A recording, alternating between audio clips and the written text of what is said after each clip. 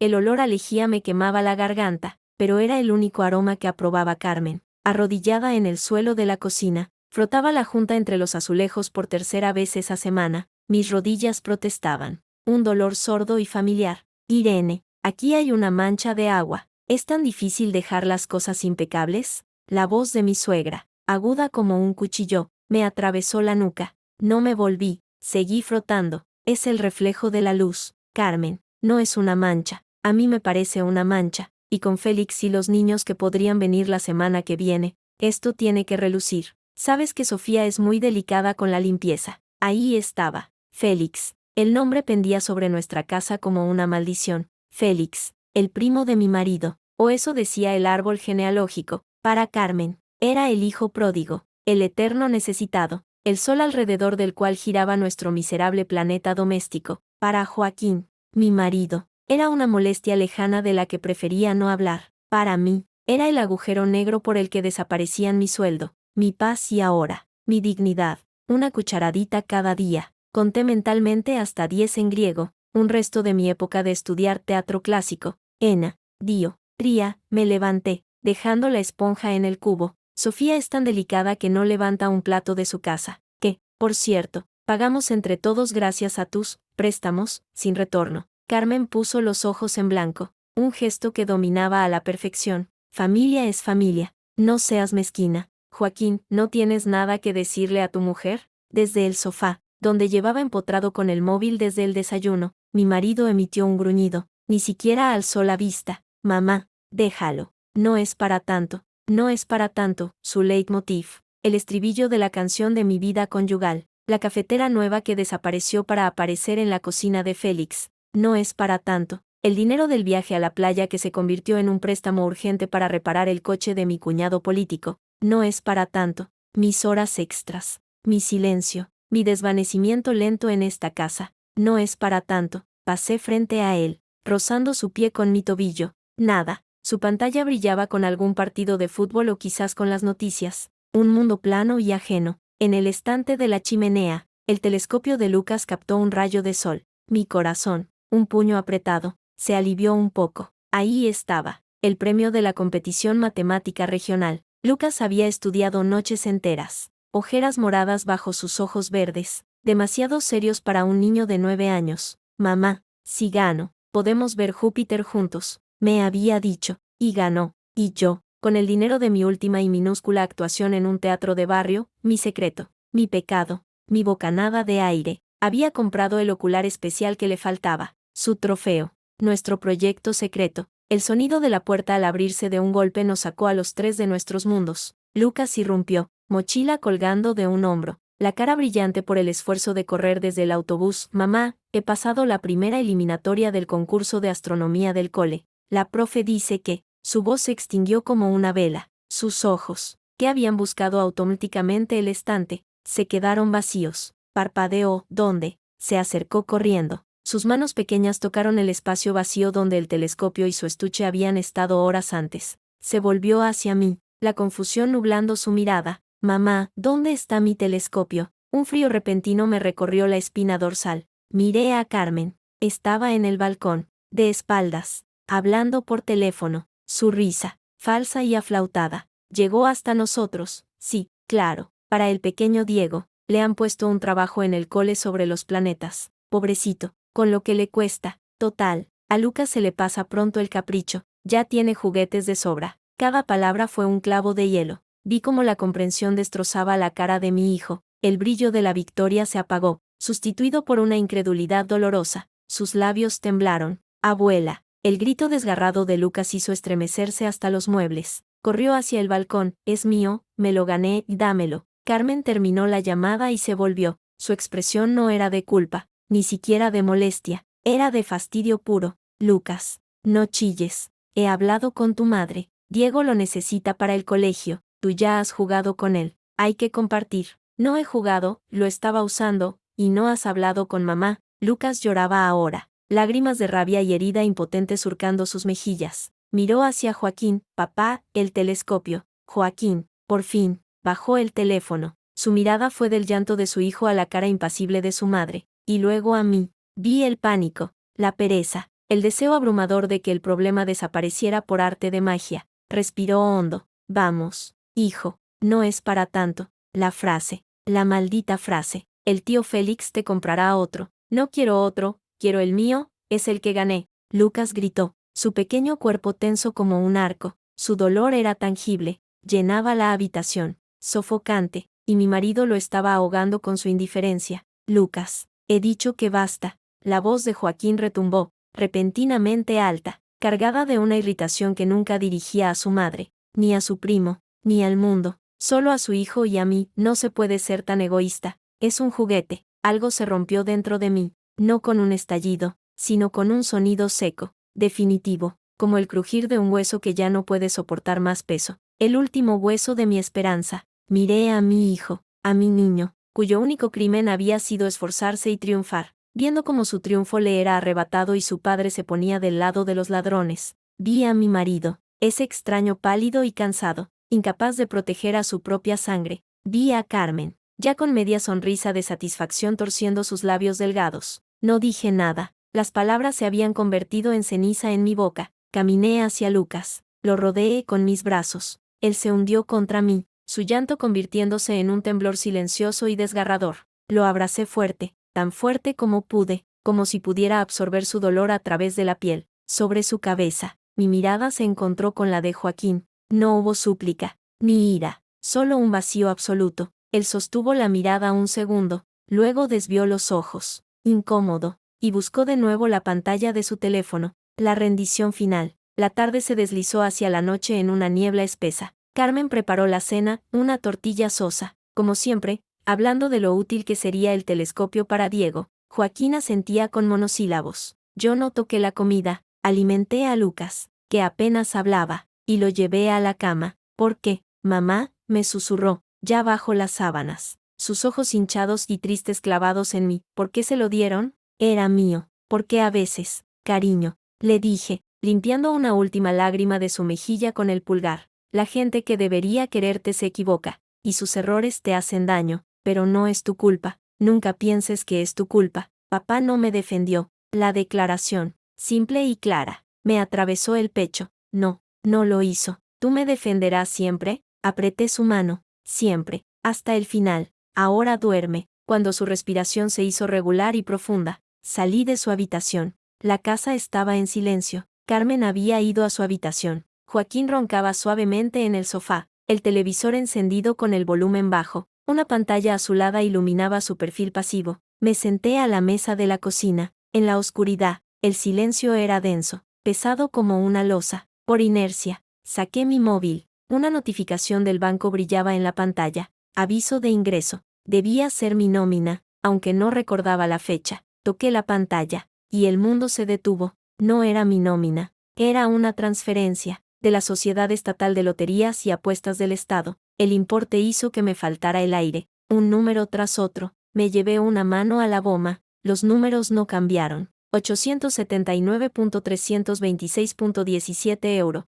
879.326 euros con 17 céntimos. El gordo. La lotería de Navidad. El 10º que compré en diciembre, casi por superstición, con los números de las fechas de nacimiento de Lucas y mío. Lo olvidé por completo. Había mirado el sorteo mayor, no el premio de segunda categoría, y allí estaba. Miré la cifra durante 10 minutos completos. No sentí euforia, no quise gritar. Sentí un alivio tan profundo, tan absoluto, que casi me desmayo. Fue como salir a la superficie después de años ahogándome en aguas oscuras. Una sola bocanada de aire puro, gélida y vivificante, con manos que no temblaban. Borré la notificación. Luego, metódicamente, entré en la aplicación del banco. Revisé el saldo de la cuenta que Joaquín no conocía, la que abrí cuando empecé a hacer pequeños trabajos de contabilidad freelance, por si acaso. Allí estaba el dinero, real. Luego, con la misma calma extraña, borré el historial del navegador y apagué el teléfono. Me levanté y fui al armario del pasillo, al estante de arriba, detrás de las toallas viejas.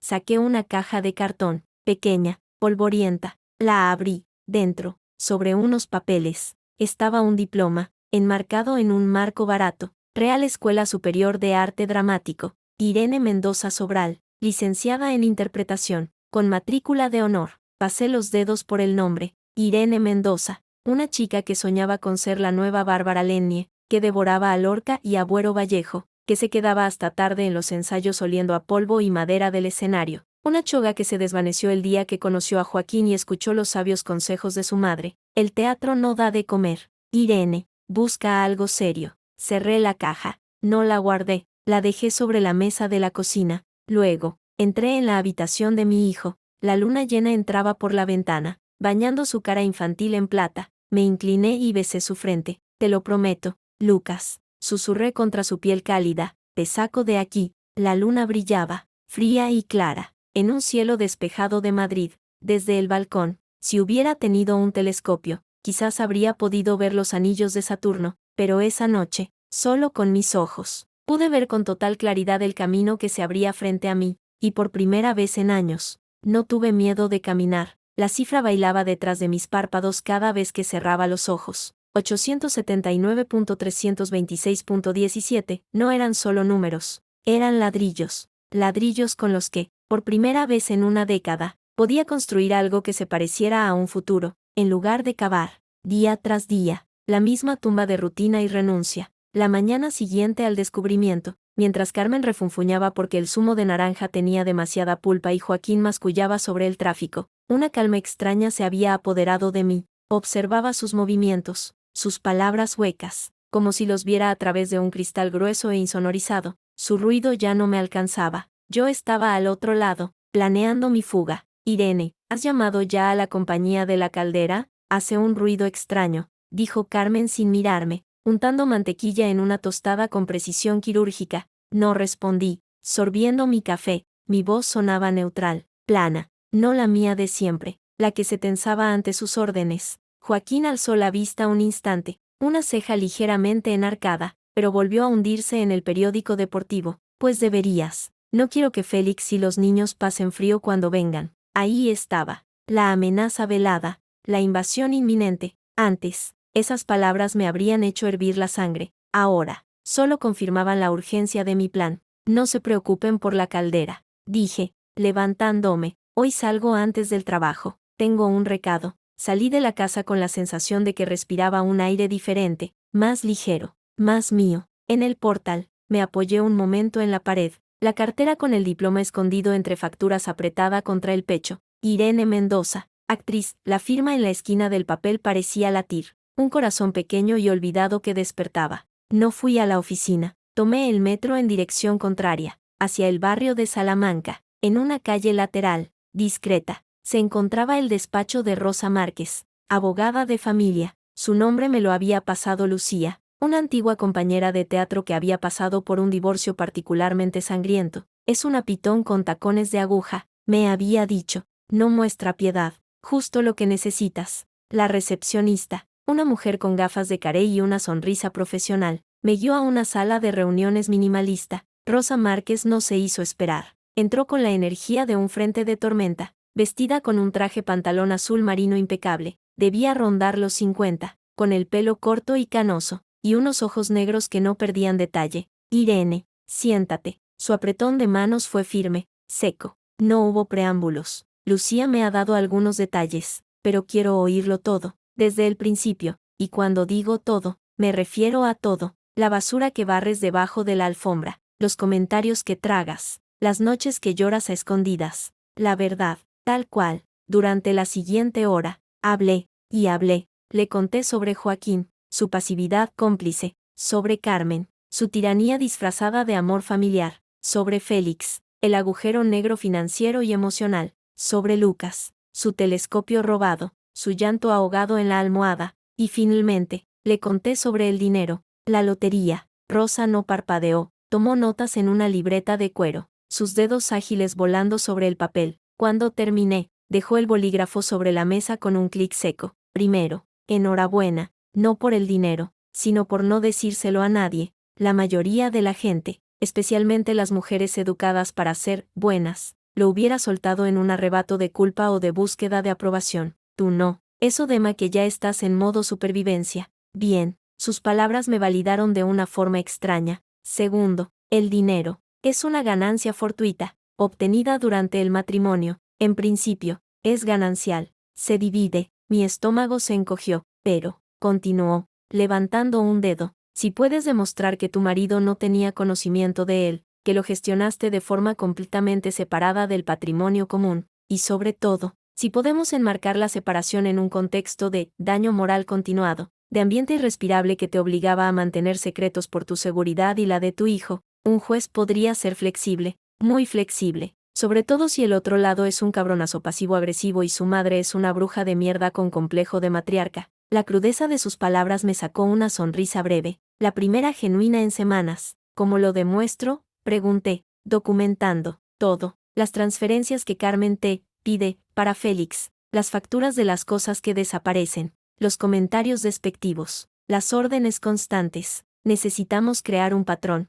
y para eso, dijo, abriendo un cajón y sacando un pequeño dispositivo rectangular, negro, del tamaño de una caja de cerillas. Usaremos esto. Era una grabadora de voz digital, diminuta. Llévala siempre, en el bolsillo, en el sujetador, donde sea. Actívala cuando sientas que se avecina una de esas conversaciones. Lo que necesitamos son pruebas de la atmósfera tóxica, del menosprecio constante hacia tu rol como madre y como persona. El desprecio por el esfuerzo de tu hijo es oro puro. Y, Irene, añadió, su mirada fija en la mía, necesito que te grabes a ti también, a solas, hablando de cómo te sientes, de tu miedo, de tu desesperación. Esas grabaciones, con un informe pericial psicológico, son un martillo, rompen la imagen de la familia unida que ellos intentarán vender. Tomé el dispositivo, pesaba nada y, al mismo tiempo, todo. Y lo de Lucas, mi voz se quebró un instante. La custodia. Rosa se inclinó hacia adelante, sus codos sobre la mesa. Con lo que me cuentas de tu marido,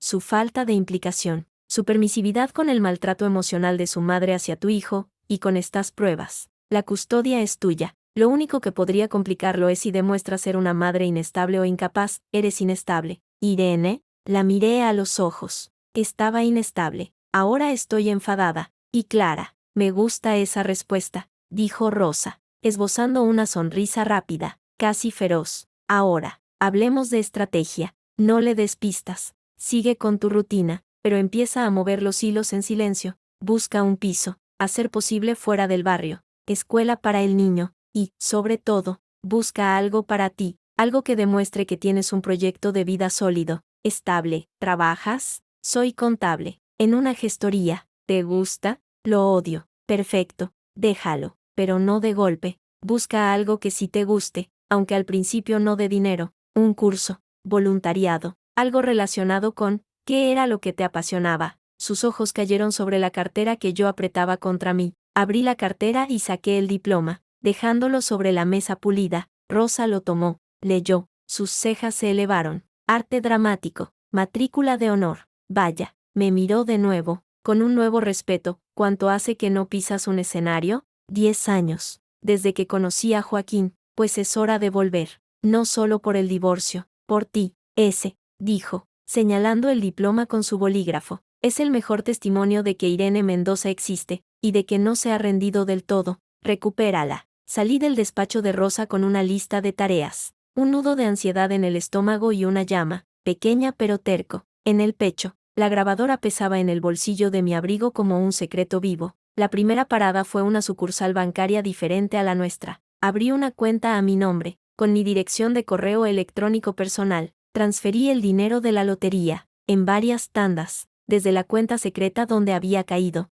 El gestor, un hombre joven y eficiente, me ofreció productos de inversión. Los rechacé con cortesía. Necesito liquidez, dije, a corto plazo. Asintió, sin hacer más preguntas. La libertad tenía un sabor metálico, el de la tarjeta de débito nueva que deslizó hacia mí. Luego, en un café ruidoso y lleno de estudiantes, saqué mi teléfono. El cursor parpadeó sobre el nombre en mis contactos. Silvia Torres. Habíamos sido inseparables en la escuela. Ella, la directora Natats, yo, la actriz con alma, según decían los profesores. La vida nos llevó por caminos diferentes. Ella fundó una pequeña compañía, Nuevo Tablado, que poco a poco ganaba prestigio. Yo me hundí en la tierra baldía de los presupuestos trimestrales y las facturas de la luz. Marqué. El teléfono sonó 2 veces. Irene, Dios mío, ¿eres tú? La voz de Silvia era un torrente de energía, igual que siempre. Hola, Silvia. Sí, soy yo. Mi voz sonó ronca. Pero qué sorpresa, ¿cómo estás? ¿Cómo está Joaquín? ¿Y el enano?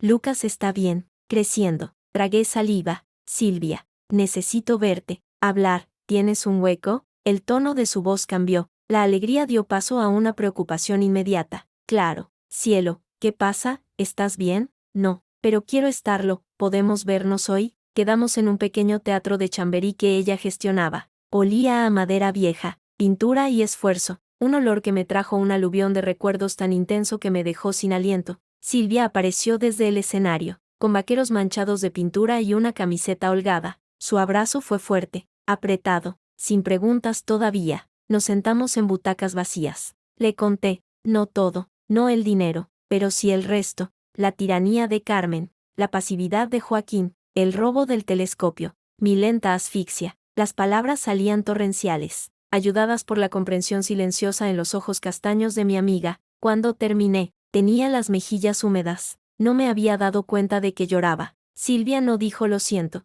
no me dio palmaditas en la mano. Su cara era una máscara de ira fría. Ese hijo de puta, masculló, y esa vieja bruja. Irene, tienes que irte, ahora. Eso intento, pero necesito algo para mí, algo sólido. Mi abogada dice que debo demostrar un proyecto de vida. Silvia asintió, comprensiva. Luego, sus ojos brillaron con una idea. ¿Sigues teniendo el monólogo de La casa de Bernarda Alba? El de Adela. El final. El desafío en su voz me electrizó. Creo que aún me lo sé. Pues súbete. Ahora. Señaló el escenario vacío, bañado por la luz cenital de un solo foco. Mi corazón galopó. Silvia, no puedo. Estoy arriba, o te has convertido en la mujer tímida que ellos quieren que seas. El desafío era directo. Me levanté, las piernas temblorosas. Caminé hasta el centro del escenario. Las tablas crujieron bajo mis pies. Un sonido familiar y olvidado. El calor del foco me envolvió,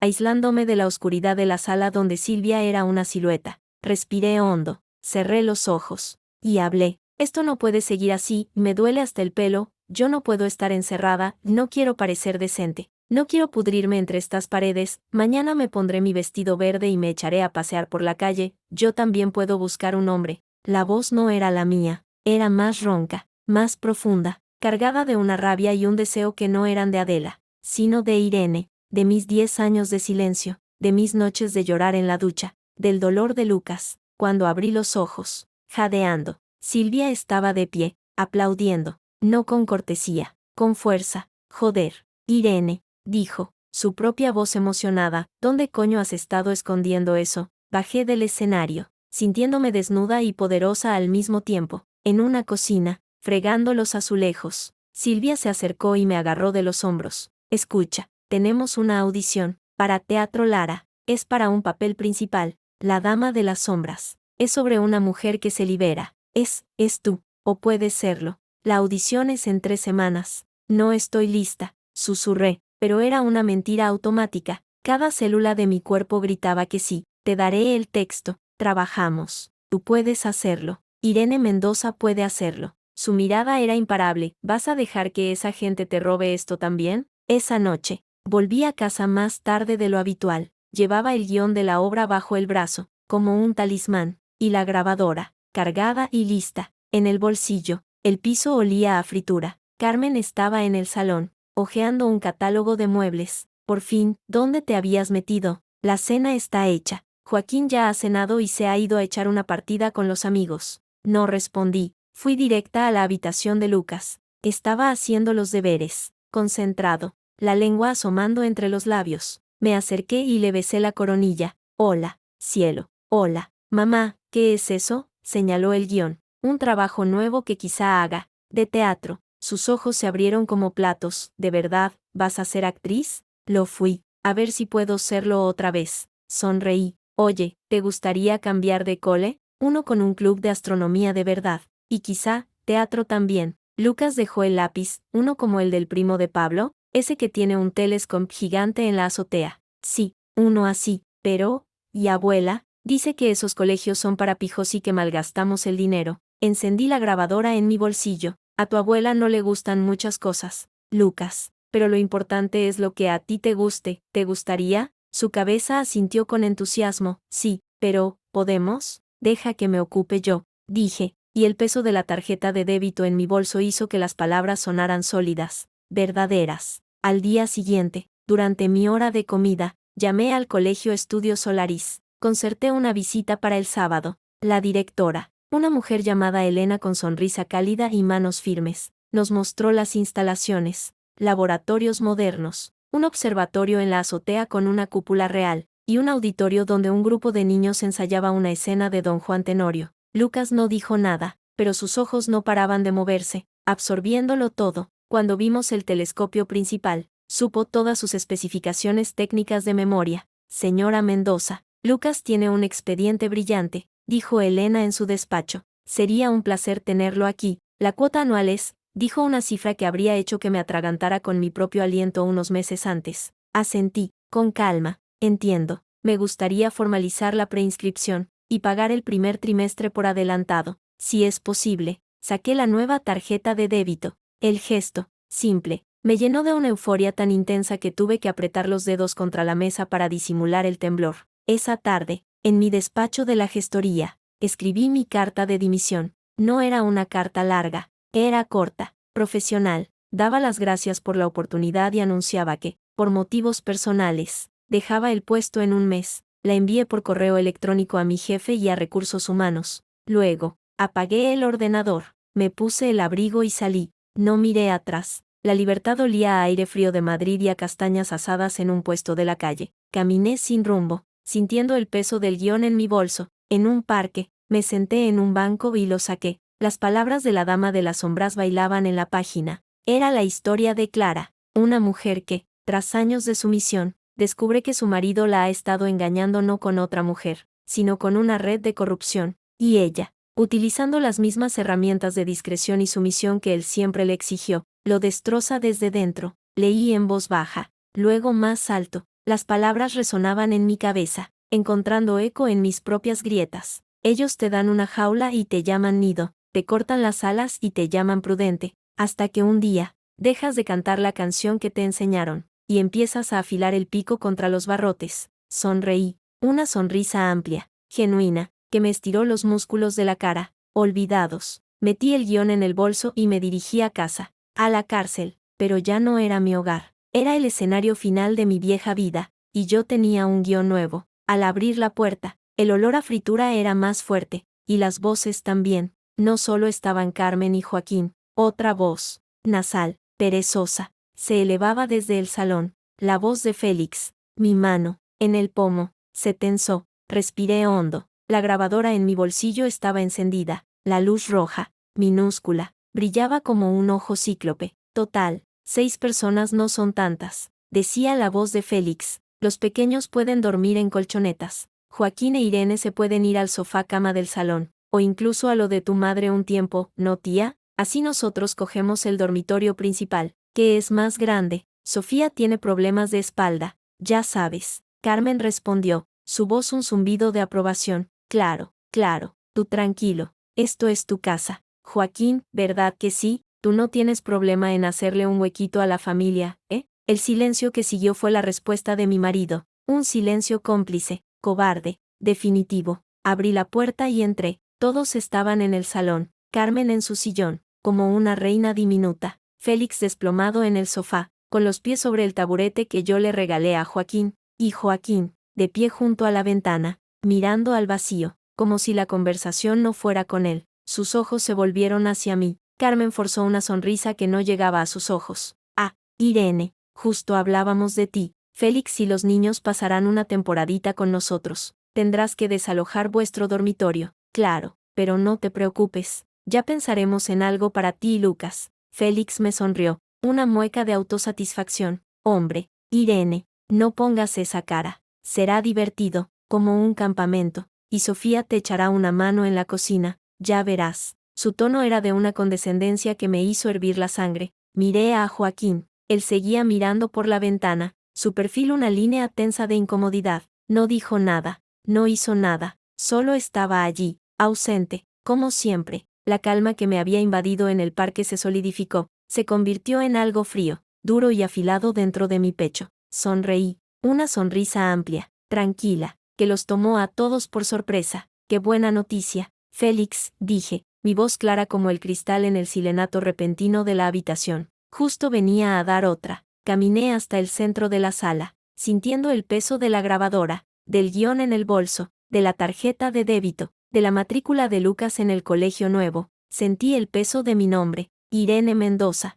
recuperándose del polvo. Saqué la grabadora del bolsillo. La pequeña luz roja brillaba como una advertencia. La coloqué con cuidado en la mesa de centro, frente a ellos. Carmen frunció el ceño. ¿Qué es ese cacharro? Es mi nuevo diario de voz, dije, dulcemente, y presioné play. De los diminutos altavoces surgió, nítida y cruel, su propia voz de hacía unas semanas. Lucas tiene juguetes de sobra. ¿Qué más da? Diego es más pequeño, hay que darle prioridad. Tú siempre tan egoísta. Irene, por Dios. Luego, la voz de Joaquín, cansada, despectiva. Lucas, deja de lloriquear por esa porquería. No es para tanto, ya te compraré otro. El efecto fue instantáneo. La cara de Carmen palideció, luego se sonrojó de furia. Félix se irguió en el sofá, perplejo. Joaquín, por fin, se volvió. Su mirada fue de la grabadora a mi cara, y vi el pánico, la confusión, y un atisbo de algo más profundo. Vergüenza. ¿Qué es este circo? Tartamudeó Félix. Esto, dije, apagando la grabadora, es la prueba, de muchas cosas, de que esta no es una casa, es un campo de batalla, de que mi marido no es mi compañero, es un espectador, y de que tú, Carmen, no eres la matriarca de esta familia, eres su verdugo. ¿Cómo te atreves? Chilló Carmen, levantándose. Esta es mi casa, yo mando aquí. No, mi voz no alzó el tono. Siguió clara, cortante. Esta casa está a nombre de Joaquín y mío, y el 60% de la entrada salió de la herencia de mis padres. Así que, técnicamente, mando más yo que tú, y desde luego, más que él. Señalé a Félix, que empezaba a ponerse de pie, la cara congestionada. Oye, tú, ¿quién te crees que eres? Gruñó Félix. La persona que paga la hipoteca desde hace 8 años mientras tú te rascas las pelotas. Así que siéntate y cierra la boca. Lo dije con una calma tan absoluta que él, por pura sorpresa,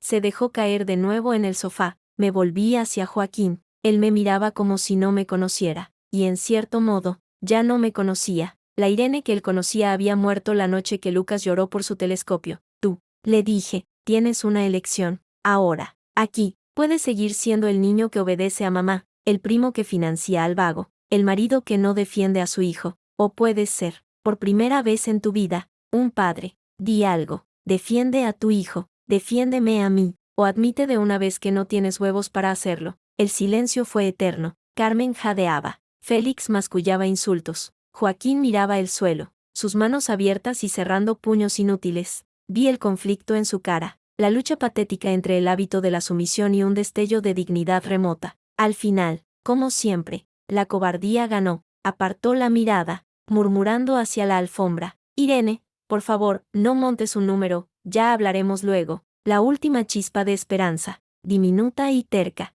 se apagó dentro de mí. No sentí dolor, sentí alivio, un alivio enorme y glacial. Perfecto, dije, saqué el sobre que Rosa me había preparado del bolso y lo dejé sobre la mesa, junto a la grabadora. Aquí tienes. Son los papeles del divorcio. La casa se vende, el dinero a medias. La custodia de Lucas es mía. Tú pagarás una pensión simbólica. Es más de lo que mereces, pero es lo que dice la ley. Carmen lanzó un alarido. ¿Divorcio? ¿Estás loca? No permitiré que rompas esta familia. Esta familia ya está rota, repliqué sin mirarla. Y tú tienes buena parte de la culpa. Ahora, si no quieren que llame a la policía por allanamiento e intento de coacción, les sugiero que se vayan. Los tres. Félix se puso de pie, esta vez con determinación. Esto no se va a quedar así, tía. Yo soy de la familia, tengo derechos. Sonreí, una sonrisa que no llegaba a los ojos. Tus derechos terminan donde empieza mi paciencia, y hace rato que se me agotó. Saqué el teléfono y marqué el 112, poniéndolo en altavoz. El tono de llamada sonó, estridente,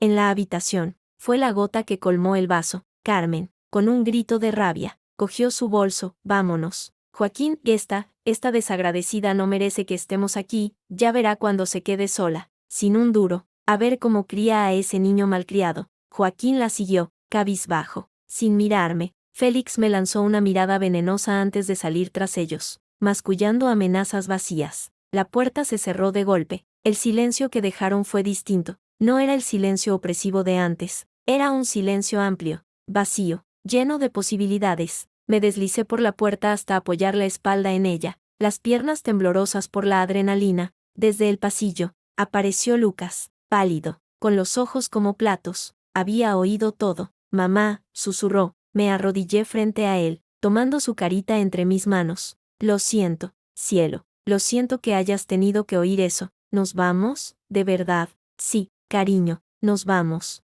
A un sitio nuestro, donde nadie te quite tus cosas, donde podamos ver las estrellas. Mi voz era firme, ya no temblaba. Él asintió, serio. Luego, una luz de esperanza se encendió en sus ojos. ¿Y podré llevar mi nuevo telescopio? Un sollozo que era mitad risa, mitad llanto, me escapó. Lo abracé con fuerza. Sí, mi amor, podrás llevarte todos los telescopios del mundo. Aquella noche, mientras Lucas dormía, hice las maletas. No todo, solo lo esencial: ropa, algunos libros, sus juguetes favoritos, mi diploma. El resto eran solo cosas de una vida que ya no me pertenecía. De pie en el salón vacío, bajo la luz fría de la lámpara, saqué el guión de La Dama de las Sombras. Pasé las páginas hasta el monólogo final de la obra, el momento en que Clara, tras haber destruido a su marido, se mira al espejo y se reconoce por primera vez en años. Susurré las palabras hacia el silencio de la casa que ya no era mi hogar.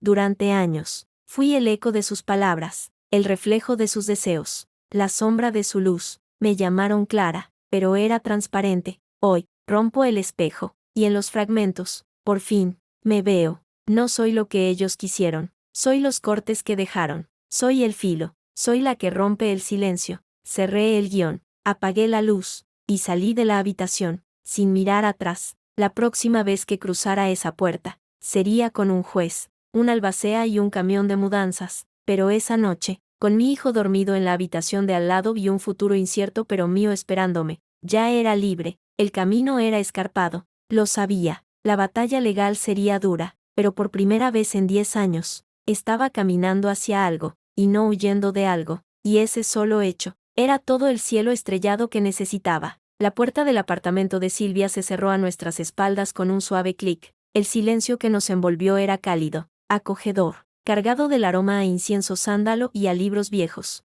Lucas, aún pálido y aferrado a mi mano, miraba a su alrededor con ojos enormes. En el viaje en taxi, desde el infierno de nuestro antiguo piso hasta este refugio en el barrio de Chamberí, no había pronunciado una sola palabra. Bienvenidos a mi madriguera, dijo Silvia, con una voz deliberadamente ligera. Irene, el sofá cama del despacho está preparado para Lucas. Tú vendrás conmigo, las sábanas son limpias. Lo juro. Intentaba bromear, pero su mirada escrutaba mi cara, buscando señales de derrumbe. Gracias, Silvia. No sé qué habríamos hecho. Calla, para eso están las amigas. O para esto, concretamente. Me dio un abrazo rápido pero feroz. Eres una puta leona, me has dejado de piedra. Ahora, a lo práctico, ¿has llamado a tu abogada? Asentí, aún aturdida. Le mandé un mensaje desde el taxi. Tiene los papeles. Ella se encargará de notificar a Joaquín y de poner en marcha el proceso. Bien, y ahora, pequeñín, se agachó al nivel de Lucas. ¿Tienes hambre? Porque yo solo sé hacer tortilla y pasta, pero puedo intentar cualquier cosa que se te ocurra. Lucas miró a Silvia, luego a mí. Su labio inferior tembló ligeramente. ¿Podemos pedir pizza? La de champiñones y jamón. El alivio me inundó. Si pedía pizza, era que la parte más profunda del shock había pasado. Por supuesto que podemos, cielo. Mientras Silvia llamaba a la pizzería, conduje a Lucas al pequeño despacho convertido en improvisado dormitorio. Había un sofá cama abierto, con mantas gruesas y un peluche viejo, un oso desgastado, apoyado en la almohada. Silvia lo había pensado todo. Es para mí, dijo Lucas, señalando el oso. Parece muy amable, respondí, deshaciendo la mochila. Mamá, su voz era un hilo de seda. ¿Papá va a venir? Me senté en el borde de la cama, el corazón apretado. No, cariño, papá se va a quedar en su casa. Nosotros vamos a tener una casa nueva, tú y yo. ¿Por qué papá no me defendió? La pregunta, directa y clara como un cristal, me atravesó. Sí, Lucas, en parte por eso,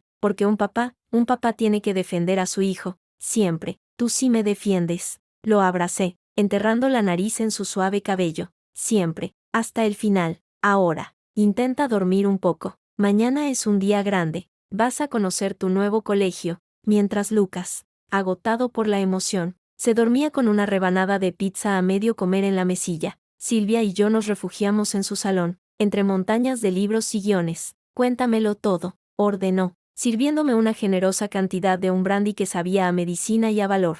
Le conté, la grabadora, la escena final, la mirada de Joaquín, la huida. Las palabras salían entrecortadas al principio, luego en un torrente. Cuando terminé, el vaso estaba vacío y mis manos habían dejado de temblar. Joder, Irene, susurró Silvia, has hecho lo que muchas soñamos y pocas nos atrevemos. Los has plantado ahí, en mitad de su mierda, y te has ido dando un portazo histórico. No me siento heroica, sí, me siento vacía, y a la vez, llena de un miedo que me vibra en los huesos. Es la adrenalina dejándote. Lo normal. Ahora toca la parte aburrida y dura. La abogada, el divorcio, la custodia. Pero tienes ventaja, tienes las pruebas, tienes razón, y tienes, señaló mi bolso, donde asomaba el guión, un arma secreta, la dama de las sombras. La audición es en 11 días. No puedes flaquear ahora. Al día siguiente, dejé a Lucas con Silvia, quien había cancelado sus ensayos para llevarlo al parque, y me dirigí al despacho de Rosa. La recepcionista me hizo pasar directamente.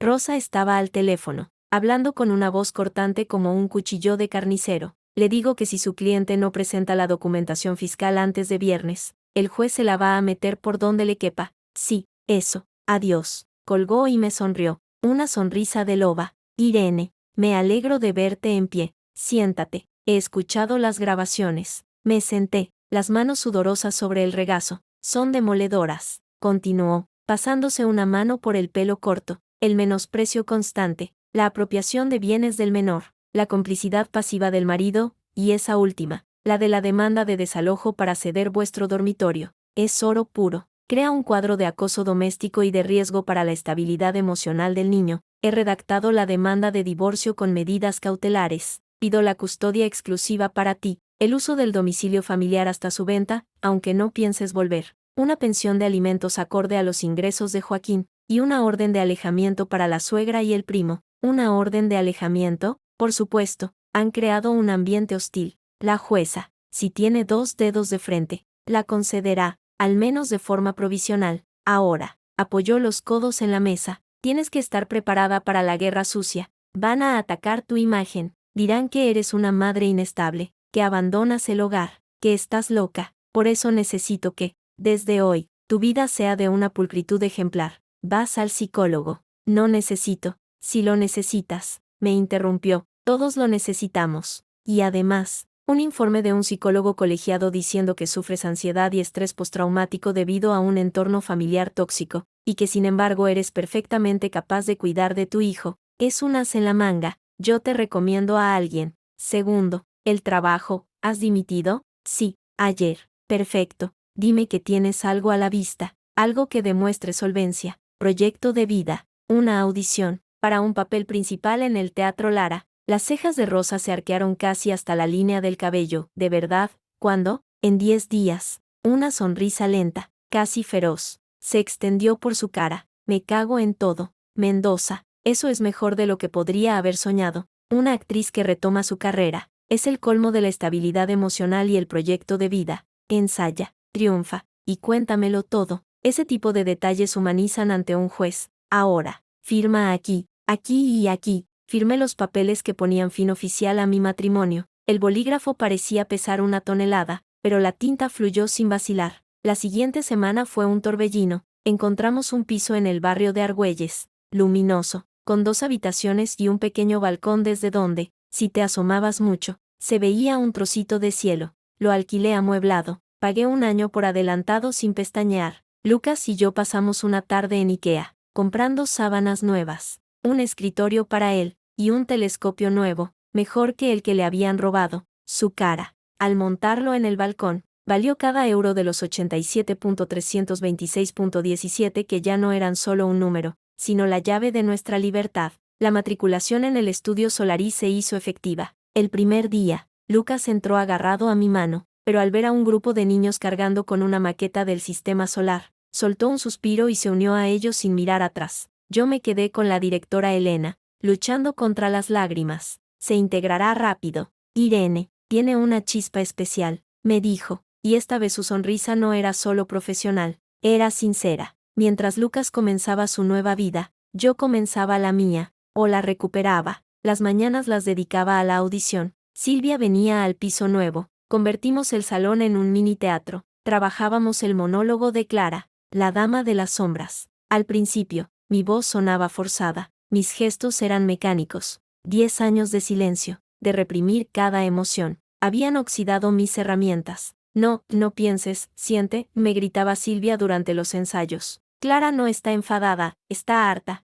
no está triste, está vacía, y de ese vacío saca la fuerza, dámelo desde las tripas. Irene, un día, trabajando la escena en la que Clara descubre las mentiras de su marido, me bloqueé, las palabras no salían, no puedo, jadeé, derrumbándome en el suelo. Es demasiado, es muy real. Silvia se sentó a mi lado. ¿Por qué? ¿Por qué? Porque Clara siente rabia al descubrir la traición. Y yo no sentí rabia cuando descubrí lo de Félix y Carmen. Sentí alivio, como si hubiera estado esperando permiso para odiarlos. ¿Eso me convierte en una mala persona? Silvia me miró fijamente. No, te convierte en una persona que ha estado ahogándose tanto tiempo, que cuando por fin saca la cabeza fuera del agua, lo primero que hace es tomar aire. No maldecir al océano. Usa eso. Clara no odia a su marido. Irene lo desprecia. Y el desprecio es más frío, más peligroso que el odio. El odio te quema por dentro. El desprecio te libera. Fue la clave. Dejé de intentar forzar una rabia que no sentía. En su lugar, conecté con el frío glacial que me había invadido la noche que descubrí el dinero. La serenidad cortante de cuando puse los papeles del divorcio sobre la mesa. La siguiente vez que recité el monólogo, mi voz era un hilo de acero. Mis movimientos, precisos y letales. Silvia no dijo nada, solo asintió, con los ojos brillantes. Mientras yo ensayaba, Rosa libraba su batalla. Joaquín, aconsejado por un abogado de oficio que le habían asignado, intentó contraatacar, acusándome de abandono del hogar, de inestabilidad emocional, incluso insinuó que tal vez había otra persona. Rosa se lo comió crudo. Presentó las grabaciones, los extractos bancarios que mostraban las transferencias constantes a Carmen, y por ende, a Félix, y el informe de la psicóloga que yo había comenzado a ver, la doctora Valiente, irónico nombre, lo sé, que detallaba mi cuadro de ansiedad adaptativa y estrés derivado de un entorno familiar coercitivo y emocionalmente abusivo. La primera vista, para las medidas cautelares, fue breve y brutal. La jueza, una mujer de unos 50 años con mirada de halcón, escuchó las grabaciones con el ceño fruncido. Cuando llegó a la parte donde Carmen exigía nuestro dormitorio para Félix, hizo una mueca de disgusto. El abogado de Joaquín balbuceó sobre disputas familiares sin importancia y un malentendido. La jueza le cortó en seco. Lo que escucho, letrado, no es un malentendido, es un patrón de menosprecio y apropiación indebida. Y lo más grave, dijo, mirando a Joaquín, que estaba pálido y sudoroso en el banquillo, es la absoluta pasividad del padre ante el evidente perjuicio emocional causado a su hijo. No se le oye defender al niño ni una sola vez. Ordenó la custodia provisional a mi favor, una pensión de alimentos y, sobre todo, una orden de alejamiento de 500 metros de Carmen y Félix para con Lucas y para mí. Joaquín podía ver a su hijo, pero en un punto de encuentro familiar, supervisado. La victoria fue tan absoluta que, al salir del juzgado, me sentí mareada. Rosa me sujetó del brazo. Tranquila. Esto es solo el primer asalto, pero ha sido un caos técnico. Joaquín me abordó en los escalones. Parecía haber envejecido 10 años. Irene, por favor, podemos hablar, sin abogados, sin esto. Lo miré, ya no sentía ira, ni siquiera desprecio. Sentía una lástima profunda y lejana. Hablamos durante 10 años. Joaquín, tú nunca escuchaste. Ahora, hablan los jueces, y Lucas te verá cuando y donde la ley diga, eres mi hijo. Su voz se quebró. Sí, y tú podrías haber sido su padre. Elegiste no serlo. Le di la espalda y bajé los escalones, hacia donde Lucas me esperaba con Silvia. No miré atrás. La nueva vida fue tomando forma, con su extraña mezcla de rutina y novedad. Las mañanas, llevar a Lucas al cole. Las tardes, ensayar hasta que la voz me salía ronca. Las noches, cenar con él, escuchar sus historias sobre el nuevo colegio, sobre su amigo Hugo, sobre el proyecto de los cráteres lunares. A veces, por las noches, se despertaba gritando. Iba a su habitación y lo abrazaba hasta que se dormía, murmurando que estaba a salvo. Eran los rescoldos del incendio. Poco a poco, las pesadillas fueron espaciándose. Una tarde, al recoger a Lucas, la directora Elena me llamó a su despacho. Señora Mendoza, Lucas es un niño extraordinario. Tiene una capacidad de concentración y una pasión por la ciencia poco comunes, pero mis profesores me comentan que a veces, en el patio, se queda aparte, que le cuesta jugar, que parece estar a la espera de que le quiten algo. El dolor fue agudo y familiar. Su abuela y su primo le quitaban sistemáticamente sus cosas, sus logros. Hemos estado en un entorno donde lo que era suyo no le pertenecía realmente. Elena asintió, comprensiva. Lo sospechaba. Le he asignado a nuestro orientador. Trabajará con él, pero usted también debe hacerlo. Tiene que reforzar, cada día, que esto es suyo, su cuarto, su tiempo, sus cosas, que nadie se lo va a quitar. Salí del colegio con el corazón oprimido. El daño iba más allá de un telescopio robado. Había minado la sensación de seguridad más básica de mi hijo. Esa noche, en lugar de un cuento, le hablé claro. Lucas, este piso es nuestro, nuestro. Tu cuarto es tuyo, tus cosas son tuyas, yo soy tuya, y nadie, nadie en el mundo, tiene derecho a venir a quitarte nada, ni una goma de borrar, ¿entiendes? Él me miró, serio, ni aunque digan que lo necesitan más, no, porque no es verdad. Lo que es tuyo, punto. ¿Y tú también eres mía? Siempre. Soy tu mamá, eso nadie lo puede cambiar. Pareció digerirlo. Luego, con la lógica aplastante de los niños, preguntó, ¿y si viene papá, puede quitarte a ti? La pregunta me dejó sin aliento. No, cielo, yo soy una persona, no una cosa, y yo elijo estar contigo, siempre. Pareció satisfecho con la respuesta. Al rato, dormía. Yo me quedé despierta mucho tiempo, mirando al techo, maldiciendo en silencio a Carmen, a Joaquín, a todo un sistema que permitía que un niño tuviera que hacer esas preguntas. El día de la audición llegó con un cielo despejado y un nudo en mi estómago del tamaño de un puño. Me vestí con sencillez, unos vaqueros oscuros, una camisa blanca, el pelo recogido. Quería que me vieran a mí, no a un disfraz. Silvia me acompañó hasta la puerta del Teatro Lara. No mires al casting, mira a Clara. Y recuérdale quién es. La sala de audiciones era enorme, oscura, vacía salvo por una mesa larga al fondo, donde se sentaban 3 personas. El director, un hombre de pelo cano y gafas, la ayudante de dirección, una mujer joven con un blog, y Silvia, que como directora artística de Nuevo Tablado, tenía un voto. Me dieron la señal, respiré, y me convertí en Clara. No recuerdo mucho de los siguientes 10 minutos. Recuerdo la textura de la madera del escenario bajo mis pies descalzos. Me había quitado los zapatos. Recuerdo la sensación del foco, caliente como un sol personal. Recuerdo la voz de Clara saliendo de mi garganta, fría como el acero, afilada como el cristal. Hablaba de jaulas que parecen nidos, de alas olvidadas, de la ira silenciosa que todo lo cura. Cuando terminé, hubo un silencio denso. Luego, el director tosió. Gracias, Irene. Muy intenso. ¿Podrías hacer la escena del espejo? La del monólogo final. Asentí. Ese era el que más había trabajado con Silvia. En él, Clara, tras haber destruido a su marido, se mira al espejo y ya no ve a la esposa sumisa, sino a la mujer que ha sido todo el tiempo, agazapada bajo la superficie. Empecé a hablar, y esta vez no era Clara, era yo, era Irene, mirándose al espejo después de dejar a Joaquín. Era cada mujer que había tragado un insulto, que había cedido su terreno, que había olvidado su propio nombre. La emoción me desbordó. Al final, tenía los ojos llenos de lágrimas, pero la voz, firme. Cuando callé, el silencio era absoluto. El director se quitó las gafas y se frotó los ojos. La ayudante de dirección mordía su bolígrafo. Silvia me miraba con una sonrisa pequeña, triunfal. Irene, dijo el director. Al fin, eso ha sido extraordinario. No es una interpretación, es una posesión. Cuando puedes empezar a leer con el resto del elenco, salí del teatro flotando. Silvia me esperaba fuera, y al ver mi cara, lanzó un grito que hizo volar a unas palomas. Lo sabía, lo sabía. Hija de puta, te han cogido. Han dicho, quieren que lea con el elenco. Tartamujeé, aturdida. Eso es que es tuyo, el papel es tuyo. Tonta. Me abrazó, dando saltos. Vamos a celebrarlo, vamos a buscar a Lucas y le damos helado para cenar. Esa noche, los 3 en nuestro piso nuevo, con tarrinas de helado de chocolate, me sentí, por primera vez en una década, completa, no del todo feliz. La herida era aún muy reciente, pero entera.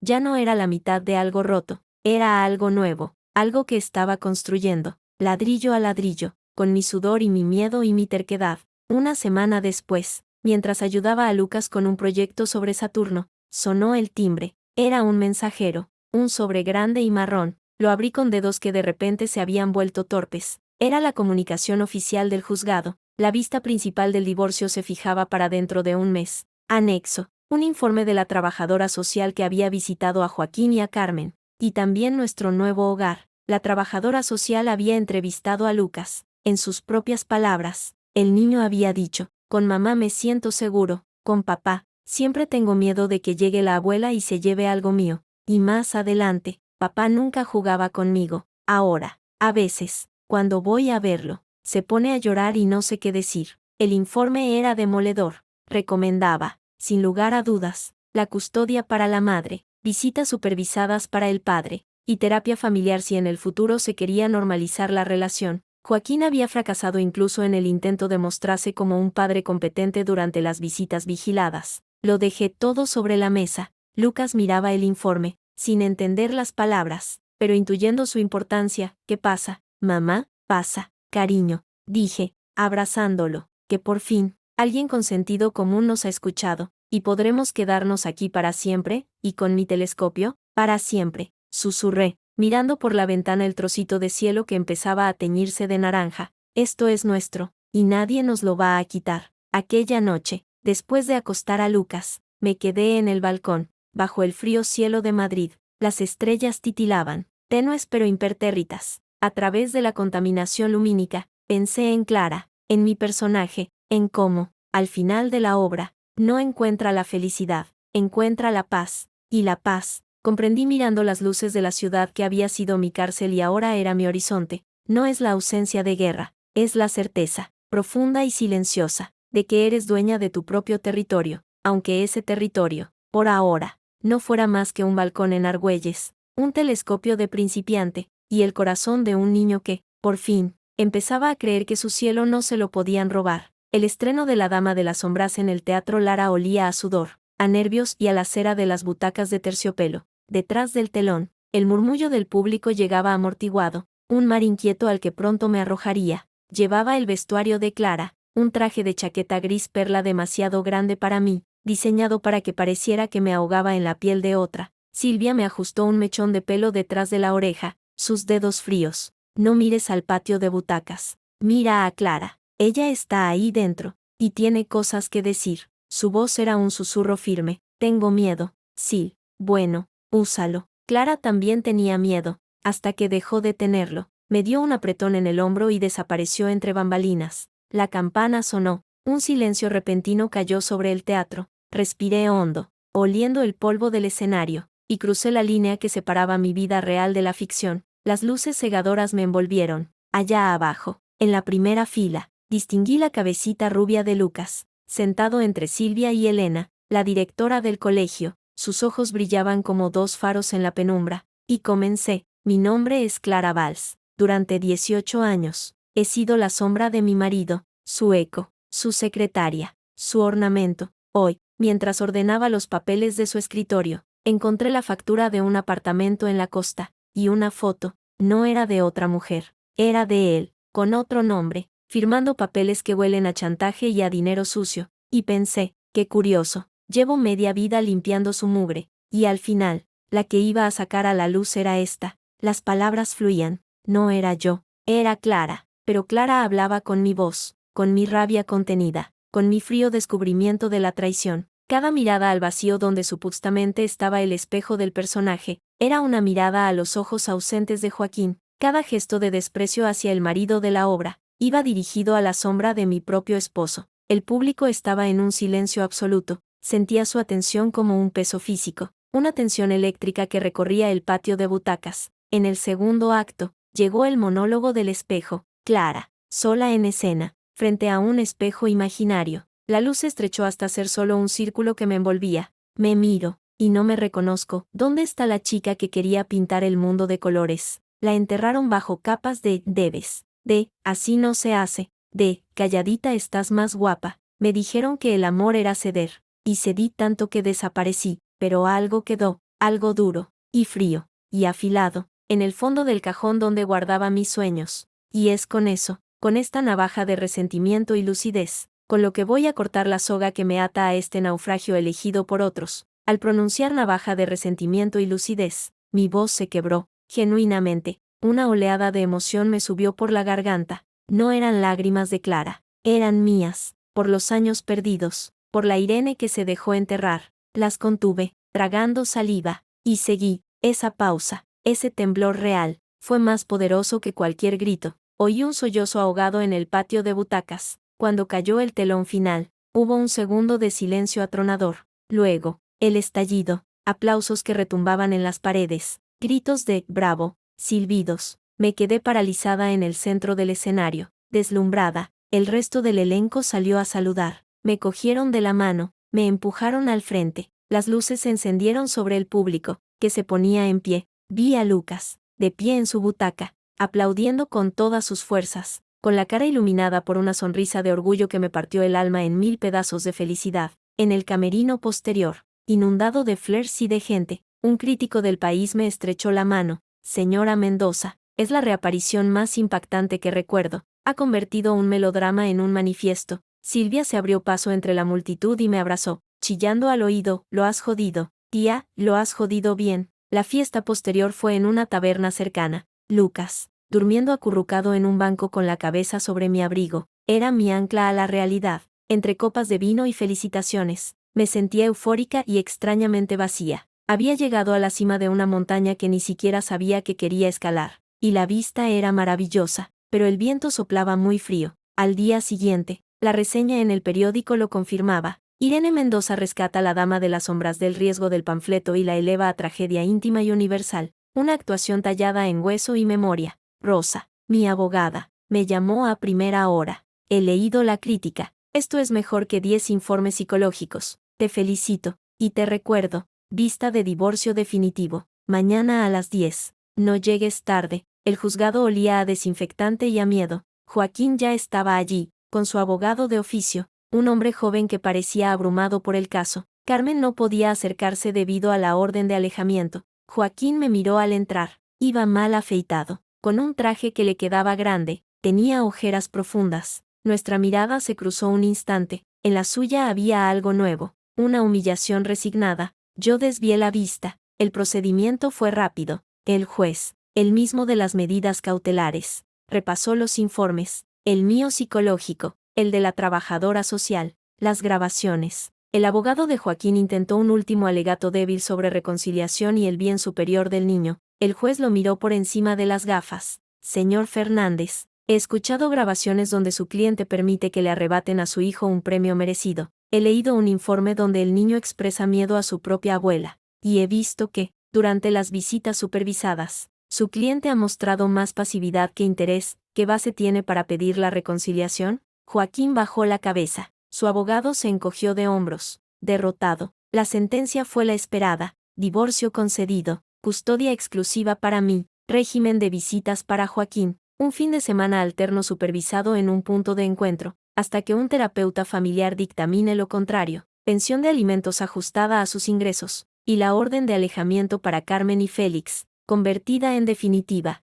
Firmé los papeles con mano firme. Era el final. Al salir de la sala, Joaquín me alcanzó en el pasillo desierto. Su abogado se había esfumado. Irene, su voz era ronca. ¿Puedo verlo? A Lucas. No en ese sitio frío. Llevarlo al parque, aunque sea una hora. Lo miré. Ya no sentía nada. Ni odio, ni lástima. Era un extraño que me pedía un favor. Las visitas son en el punto de encuentro. Joaquín, lo dice la sentencia. Si quieres más, habla con tu terapeuta y con el de Lucas. Ellos decidirán. Es mi hijo. Su voz se quebró en un grito ahogado. Sí, y podrías haber actuado como su padre cuando importaba. Ahora, las reglas las ponen otros. Empecé a caminar. Lo siento, gritó a mi espalda. Lo siento mucho, no supe cómo. Me detuve. No me volví. Ese es el problema, Joaquín, que no supiste, y yo ya no puedo enseñarte. Esa tarde, mientras Lucas estaba en su clase extraescolar de astronomía,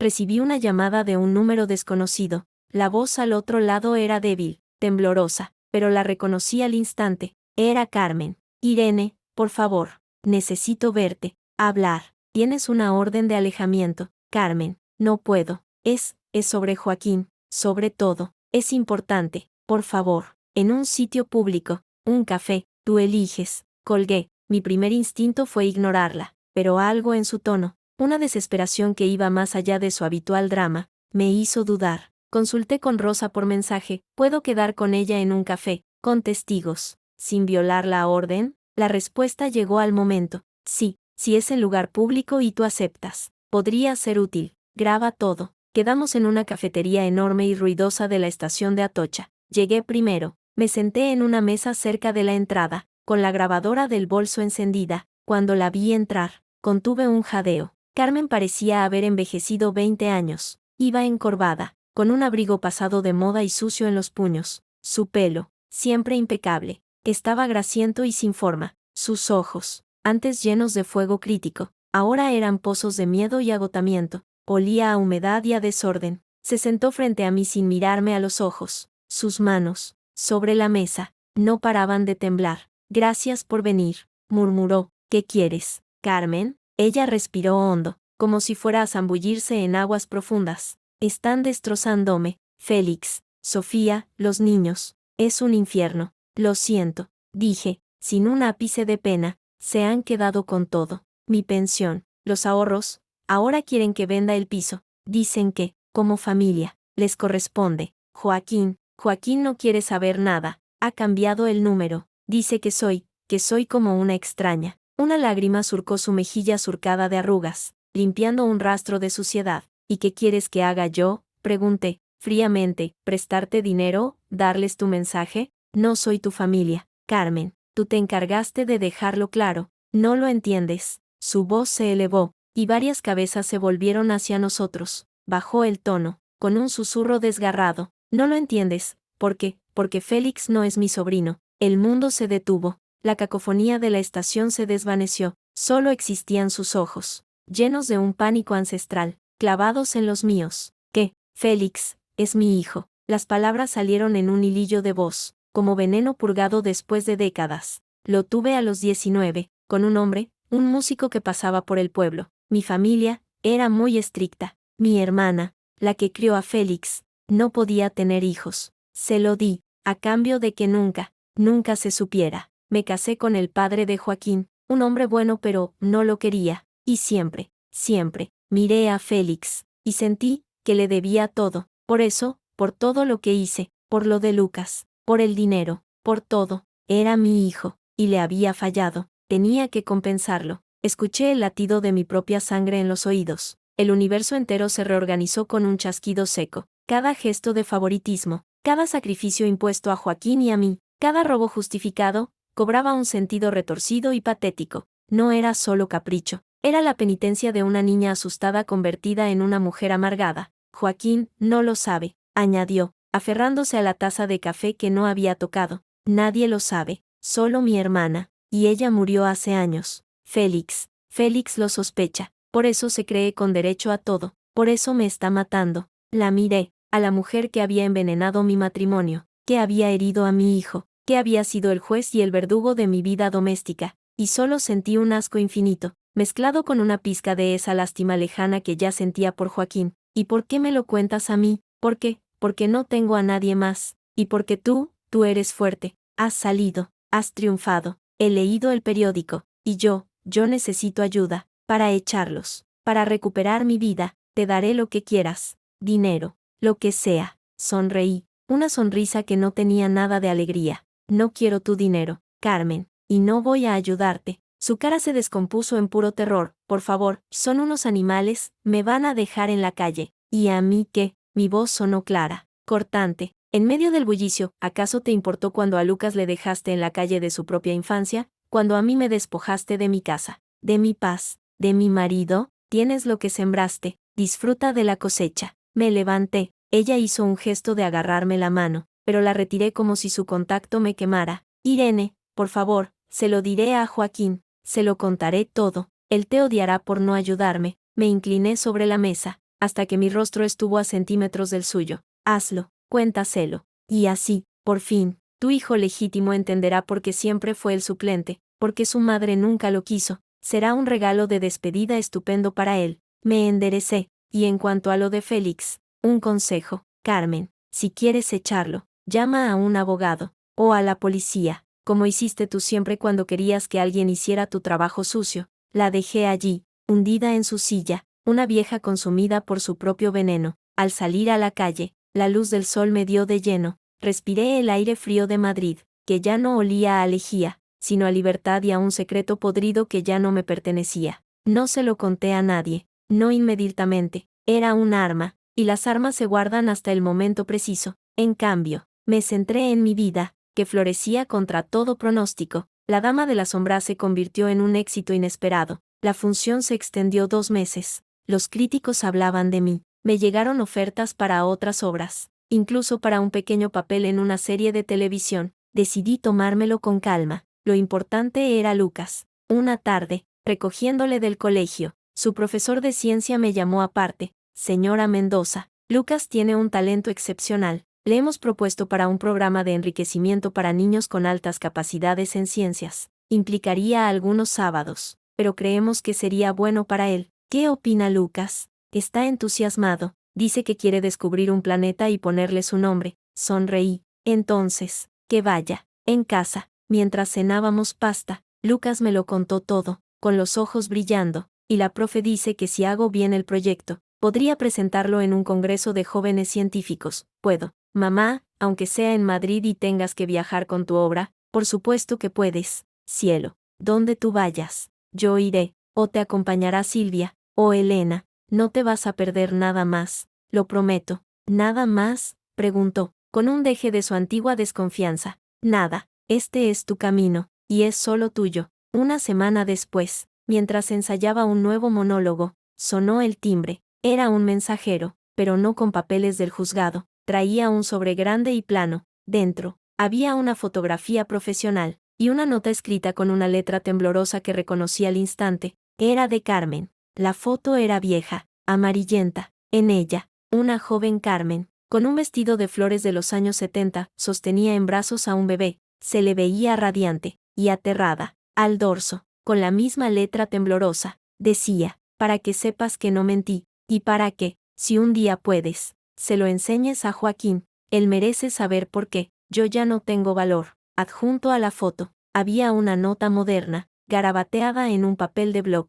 Han iniciado el desahucio. Me voy a un residencial de la caridad. No me busques. Y cuida de Lucas. Al menos a él, nunca le hice daño a sabiendas. La frase final me golpeó con fuerza. A sabiendas. Como si el daño infligido por ignorancia fuera menos daño, como si robarle la infancia a su nieto fuera un daño colateral aceptable. Arrugué la nota, la foto, sin embargo, la guardé en un cajón. No era para mí, era, como decía su mensaje, para Joaquín. Algún día, el tiempo pasó, mi vida se llenó de nuevos colores. Los ensayos, las funciones, las reuniones del colegio de Lucas, las cenas con Silvia y nuevos amigos del mundo del teatro. Una tarde, paseando por el Retiro con Lucas, que me explicaba con detalle exasperante la diferencia entre un meteorito y un asteroide, vi a lo lejos a una figura solitaria en un banco. Era Joaquín, que estaba mirando a los patos en el estanque, con los hombros caídos. Iba solo. Lucas lo vio también. Se cayó de golpe, su manita se apretó contra la mía. Vamos, mamá, no tenemos por qué irnos. El parque es de todos, pero, si habla con nosotros, le diremos hola, y seguiremos nuestro paseo. Tú no tienes que hacer nada que no quieras. Caminamos. Al pasar cerca de su banco, Joaquín alzó la vista, nos vio. Su expresión fue un torbellino de dolor, esperanza y vergüenza. Se levantó. Hola, dijo, con voz ronca. Hola, Joaquín, respondí, neutral. Hola, papá, murmuró Lucas, escondiéndose un poco detrás de mí. ¿Qué tal estás, hijo?, preguntó Joaquín, haciendo un esfuerzo visible por sonar normal. Bien, estoy en un programa de ciencias, y mamá actúa en el teatro. Lo sé, lo he leído. Su mirada se posó en mí. Te felicito, Irene, de verdad, gracias. Hubo un silencio incómodo. Los patos graznaban. Mamá, quiero ver los barcos, dijo Lucas, tirando de mi mano. Vamos. Asentí hacia Joaquín. Adiós,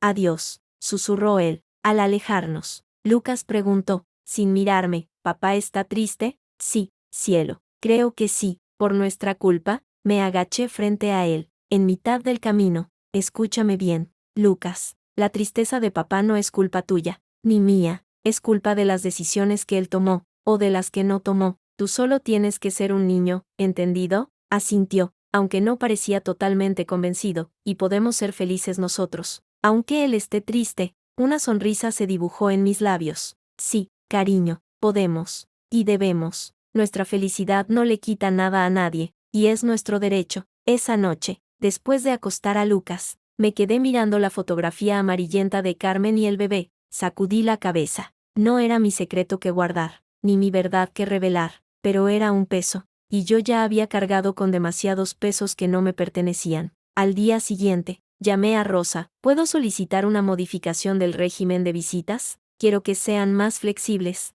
que Joaquín pueda llevarlo al parque, o al cine, sin supervisión. Rosa guardó silencio unos segundos. ¿Está segura? Después de todo, estoy segura. Lucas necesita ver que su padre puede, al menos, intentar ser un padre. Y yo necesito dejar de ser la guardiana de todo. Necesito soltar el último peso. Hablaré con el abogado de él. Es una propuesta magnánima. Al juez le gustará. No es por el juez, dije, es por mi hijo. Y por mí. Cuando se lo conté a Lucas, su reacción fue de cautelosa curiosidad. ¿Iré solo con papá? Sí, a donde él quiera llevarte, pero tú mandas. Si en algún momento no te apetece, o te sientes mal, me llamas. Siempre, ¿vale? Vale, dijo, pensativo. Luego, añadió, así podré explicarle lo de los exoplanetas. A lo mejor le interesa. La primera salida sin supervisión fue un sábado por la mañana. Joaquín vino a buscarlo a la puerta del edificio, puntual, bien afeitado, con ropa limpia. Parecía nervioso. Hola, he pensado, en el planetario. He leído que tienen una exposición nueva. Lucas me miró. Yo asentí con una sonrisa. Suena genial. Divertíos. Los vi alejarse por la calle, la mano de Lucas tímidamente en la de su padre. No era un cuadro de felicidad. Era un borrador, torpe y lleno de dudas, pero era un comienzo que ellos tenían que escribir, sin mi intervención, sin la sombra de Carmen. Cerré la puerta y me apoyé en ella. El silencio del piso era completo, por primera vez en meses. No era un silencio vacío, era un silencio lleno de espacio, de aire, de posibilidades. Fui al balcón, donde el telescopio de Lucas apuntaba a un cielo diurno y despejado. Saqué la fotografía vieja de mi bolsillo. La observé un momento más, luego, la guardé en el cajón de mi mesilla de noche, debajo de mi diploma de arte dramático. 2 pruebas de vidas pasadas, de secretos y de sueños, uno robado, el otro recuperado. Había derribado las murallas que otros habían construido a mi alrededor. Y ahora, frente al espejo de mi nueva vida, por fin empezaba a reconocer a la mujer que me devolvía la mirada. No era Clara, no era la esposa sumisa, no era ni siquiera solo la madre luchadora. Era Irene Mendoza, actriz, y, por primera vez en mucho, mucho tiempo, dueña absoluta de su propio reflejo. El camino por delante no estaba exento de baches. Lo sabía, pero por primera vez, la brújula la llevaba yo en la mano, y la aguja, impertérrita, apuntaba hacia adelante. La fotografía de Carmen y el bebé Félix ardía como un carbón en el cajón de mi mesilla. No la había destruido, tampoco se la había enseñado a Joaquín. Era un secreto pesado, que llevaba semanas llenando los silencios de mi nuevo piso. Finalmente, una tarde después de dejar a Lucas en su clase de astronomía, quedé con Silvia en un bar de Malasaña. «Tienes cara de quien ha visto un fantasma», dijo Silvia, sirviendo vino tinto en mi copa sin preguntar. Algo así. Bebí un trago, buscando valor. Carmen me pidió verme, hace semanas. Silvia casi escupe su vino. ¿Qué? ¿Y fuiste, con la orden de alejamiento? Fue en un sitio público, y me contó algo. Respiré hondo. Félix no es su sobrino, es su hijo. El silencio en nuestra mesa se volvió absoluto. El bullicio del bar siguió, pero a mí me sonaba lejano. Silvia dejó la copa sobre la mesa con un golpe seco. Repíteme eso. Se lo repetí, todo. La confesión entrecortada, la historia del músico, la adopción por la hermana, la culpa que había envenenado nuestras vidas. Joder, susurró Silvia, palideciendo. Joder, joder, joder. Ahora todo encaja. La obsesión, el favoritismo enfermizo. Era su hijo, esa bruja sacrificó a su propio hijo legítimo. A ti, a Lucas, por expiar una culpa de hace 40 años. Su indignación era un fuego vivo. ¿Y Joaquín, lo sabe? No. Ella dice que no y me pidió ayuda para echar a Félix de su casa. Me negué. Por supuesto que te negaste, que se pudra en su propio veneno. Silvia bebió un largo trago. ¿Y qué vas a hacer con esa información?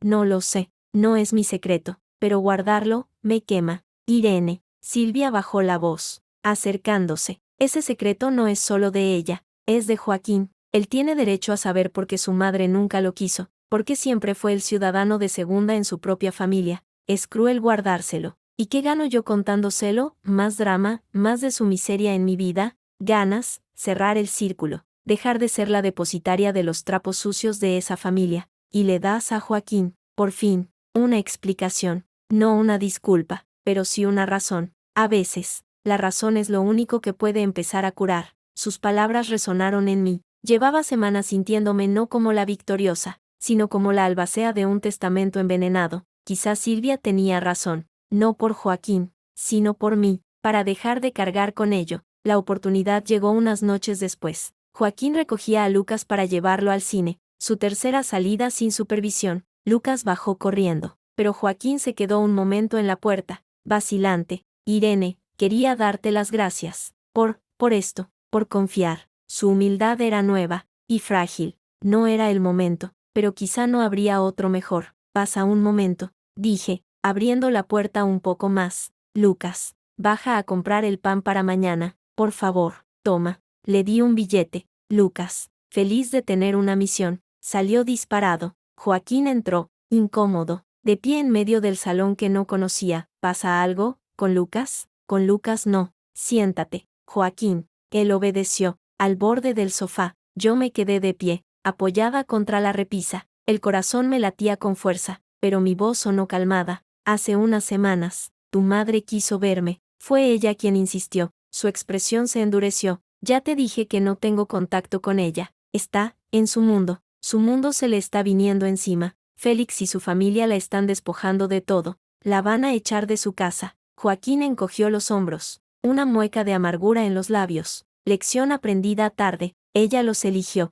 No los eligió. Joaquín. Respiré hondo. Ella los creó. Félix no es su sobrino, es su hijo. El tiempo se detuvo. Joaquín parpadeó, como si no hubiera entendido las palabras. Luego, muy lentamente, su cara comenzó a descomponerse. La incredulidad dio paso a una confusión absoluta, y luego a un destello de comprensión tan doloroso que tuve que desviar la mirada. ¿Qué estás diciendo? Su voz era un hilo. ¿Lo oíste? Félix es el hijo que tuvo a los 19 con un hombre de paso. Se lo dio a tu tía para criar. Nadie lo supo nunca, excepto ella. Y, ahora, yo, no. La negación fue automática, débil. Es imposible. Ella nunca lo trató como a un rey mientras a ti te daba migajas, nunca justificó cada una de sus estafas, cada uno de sus robos, nunca puso a esa familia por delante de la suya propia. Piénsalo. Joaquín, todo cobra sentido ahora. Él se levantó, tambaleándose, caminó hasta la ventana,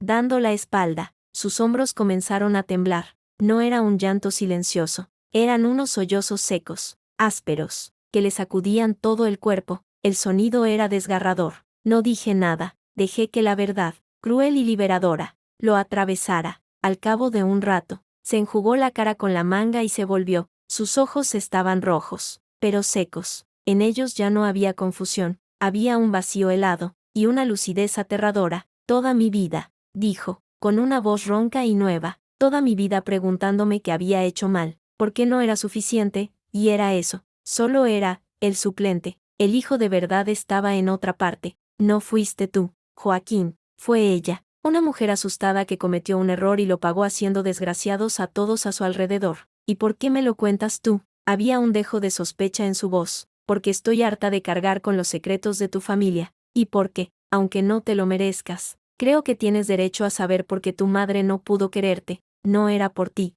nunca lo fue. Una risa amarga le salió de los labios. ¡Qué gran consuelo! Mi madre era una egoísta patológica en lugar de simplemente una mala madre. Eso lo arregla todo. No he dicho que lo arregle. Te he dado una explicación. Lo que hagas con ella es cosa tuya. Guardó silencio, mirando al vacío. Luego, preguntó, ¿y Lucas? ¿Se lo ha hecho daño, por esto también? A Lucas le hizo daño porque tu madre solo sabe relacionarse a través del control y la deuda. y Félix y su familia eran su deuda eterna. Lucas y yo éramos solo los acreedores a los que podía exprimir para pagarla. Asintió, lentamente. Voy a necesitar tiempo para digerir esto. Tómate todo el tiempo, pero no involucres a Lucas en tu digestión. Él ya ha tenido suficiente. Lo sé. Se dirigió a la puerta, con la mano en el pomo. Se detuvo. Irene, ¿cómo has podido guardar esto tanto tiempo sin estallar? Terminé la frase por él, por Lucas. Todo siempre ha sido por Lucas. Salió sin decir nada más.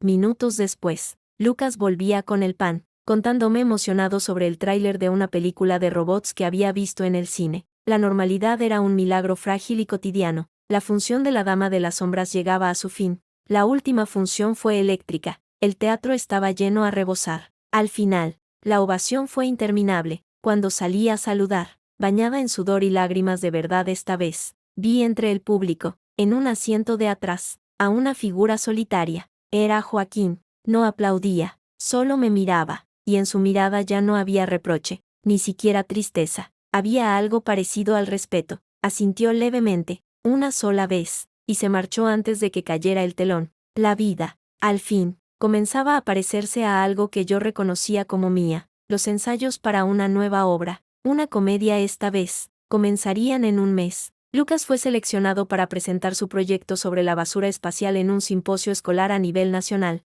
Una tarde, mientras ordenaba papeles, encontré una carta manuscrita. Era de Carmen. No la abrí, la llevé directamente a la chimenea del salón. Era falsa, eléctrica, y pulsé el botón. Las llamas naranjas lamieron el sobre, reduciéndolo a cenizas en segundos. No necesitaba más de sus palabras, de sus justificaciones, de su miseria. Había quemado el puente, y con él, el último cabo suelto de mi antigua vida. Unas semanas después, Silvia y yo paseábamos por el rastro. El sol de primavera calentaba los puestos de chácharas. Oye, dijo Silvia de repente, ¿sabes qué ha sido de la bruja? Me da que no ha vuelto a molestarte. No, y espero que no lo haga, pues yo me enteré de algo, dijo, bajando la voz. Una amiga trabaja en servicios sociales del distrito de Carabanchel. Dice que ingresaron a una mujer mayor, con síntomas de depresión severa y principios de demencia, en una residencia pública. Venía de un desahucio. Su hijo, un tal Félix M., firmó los papeles de ingreso y desapareció con su familia.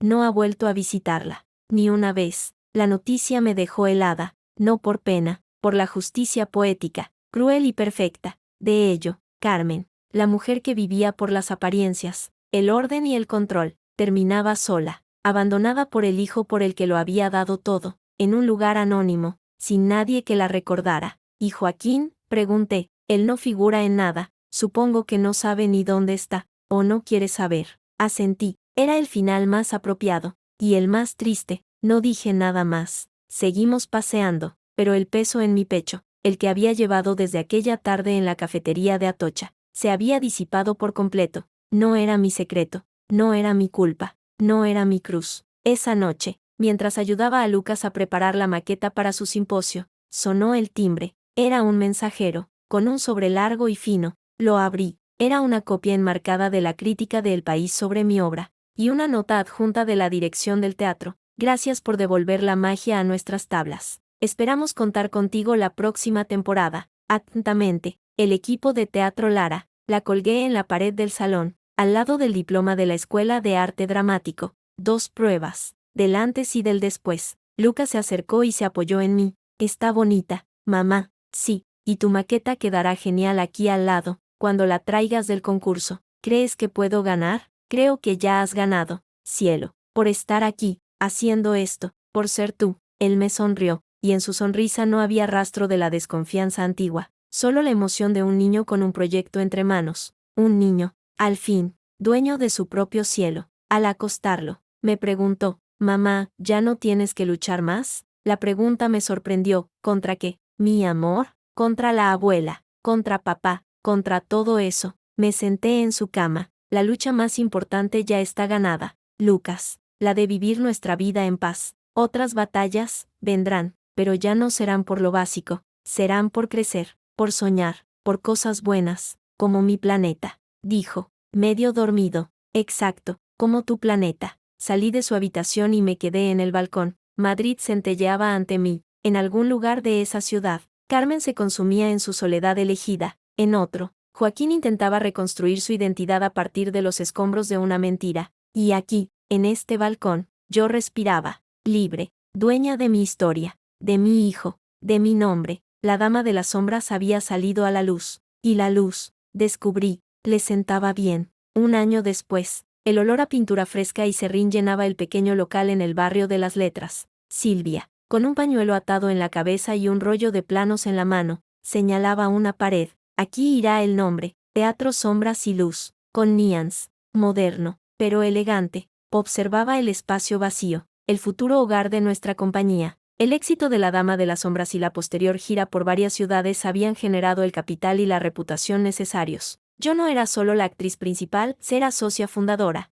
un sueño que ni siquiera me atrevía a nombrar un año atrás. Irene, el arquitecto pregunta por el color del suelo en el camerino, gritó Pablo, el escenógrafo, desde lo que sería el escenario, madera clara, que se pueda sentir bajo los pies descalzos. Respondí, sin dudar, lo había aprendido. Un buen escenario se siente antes de pisarse. Mi teléfono vibró. Era un mensaje de Elena, la directora del colegio. Lucas está listo. Nos vemos en la sala de actos, mucha suerte. Hoy era el día del Simposio Nacional Juvenil de Ciencias. Lucas presentaba su proyecto, un detector de basura espacial de bajo coste diseñado con materiales reciclados. Había estado trabajando en ello durante meses, sus tardes llenas de cables, soldaduras y un entusiasmo contagioso. Tengo que irme, dije a Silvia, recogiendo mi bolso. El gran día de Lucas. Dale un beso de mi parte, y dile que su tía Silvia tiene un papel para el de tramoyista cuando quiera, dijo ella, sonriendo. El salón de actos del Centro Cultural era imponente. Había niños de toda España, con trajes que les quedaban grandes, rodeados de padres nerviosos y maquetas brillantes. Encontré a Lucas junto a su stand. Llevaba una camisa azul, planchada por él mismo, insistió, y una corbata diminuta. Estaba hablando con un juez, un hombre de pelo cano y bata de científico, señalando con seguridad los componentes de su detector. Su voz, clara y segura, explicaba frecuencias y algoritmos. Mi corazón se hinchó de un orgullo tan intenso que dolió. Cuando terminó, se acercó a mí, con los ojos brillantes. Creo que le ha gustado. Mamá, me ha hecho preguntas muy difíciles, pero he sabido contestar. Lo he visto. Estuviste increíble. Lo abracé, notando cómo ya me llegaba casi al hombro. Ganes o no, ya eres un campeón. El premio es un telescopio profesional, y un viaje al observatorio de Calar Alto, dijo, con un destello de su antigua codicia infantil, pero luego añadió, pero aunque no gane, el mío de casa ya mola, y lo he hecho yo.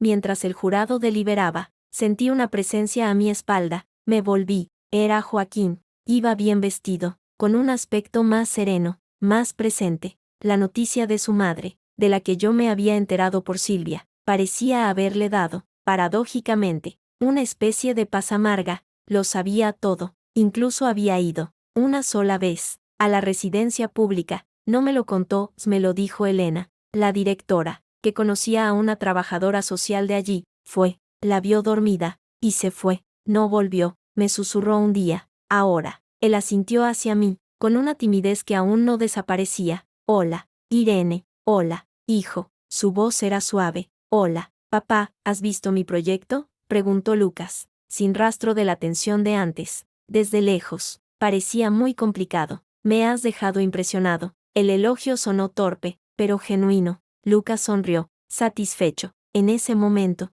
un hombre con una carpeta subió al estrado, y el primer premio de la categoría de tecnología e ingeniería, por su innovación, sostenibilidad y claridad expositiva, es para Lucas Mendoza, por Vigía Orbital, un detector de basura espacial low cost. El mundo estalló en aplausos. Lucas se quedó petrificado un segundo, luego me miró con los ojos como platos. Le di un pequeño empujón. Ve, cielo, es tu momento. Subió al estrado, caminando con una dignidad que me rompió por dentro. Aceptó el trofeo, un diploma y un sobre. Agradeció al Juario, a su profesora, a su colegio. Luego, buscó entre el público, y gracias a mi madre, dijo, su voz amplificada pero firme, por creer que podía hacerlo. Siempre, sus ojos se encontraron con los míos, y no hubo sequía en el mundo que pudiera haber contenido mis lágrimas. Después, rodeado de felicitaciones, Lucas le enseñó el trofeo a Joaquín. Es de cristal, pesado, es precioso.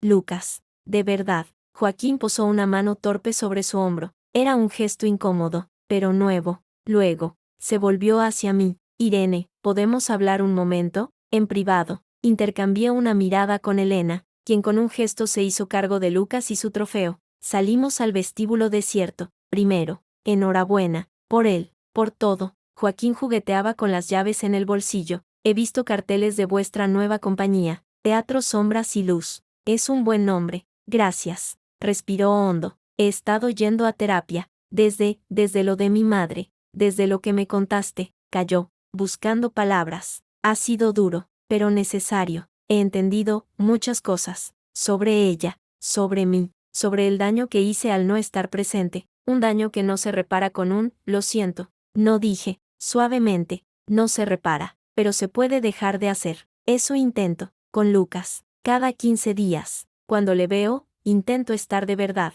escucharle, aunque hable de cosas que no entiendo, como la basura espacial. Intentó una sonrisa. Quería pedirte permiso para algo. Dime, el régimen de visitas. Me gustaría proponer al juez un aumento, un fin de semana entero al mes, quizá, en mi casa nueva. Es pequeña, pero tiene un cuarto para él, solo si tú crees que, y si él quiere. Hablaba rápido, como temiendo un rechazo inmediato. Lo miré. No era el hombre arrogante y ausente. Era un hombre herido, intentando, con torpeza, aprender a caminar de nuevo, no por mi bien, ni siquiera por el suyo, por Lucas. No soy yo quien debe darte permiso, Joaquín, es Lucas. Pregúntaselo. Y si él dice que sí, no me opondré, pero con una condición, consistencia. No puedes fallarle, no una vez. Es lo único que pido, no fallaré. Su promesa sonó como un juramento. Y, otra cosa, sobre mi madre.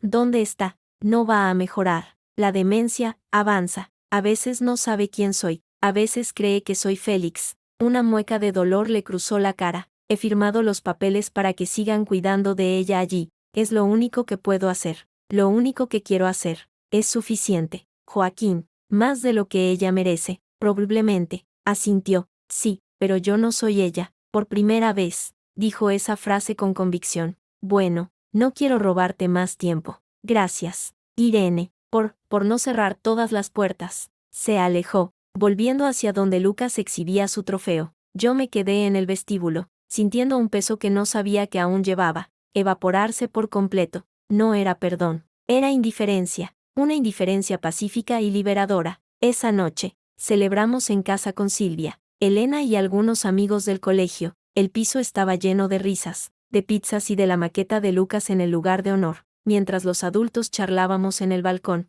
Lucas y sus amigos jugaban a un videojuego de exploración espacial. Su risa, libre y despreocupada, era la banda sonora perfecta. ¿Y la bruja?, preguntó Silvia en voz baja, refiriéndose a Carmen. En la residencia, Joaquín se hace cargo desde la distancia. Félix, según me enteré, se mudó a Almería con su familia. Sigue sin trabajar, viviendo de no sé qué subsidios. La historia se repite, pero ya no es la nuestra. ¿Y Joaquín? ¿Crees que ha cambiado de verdad?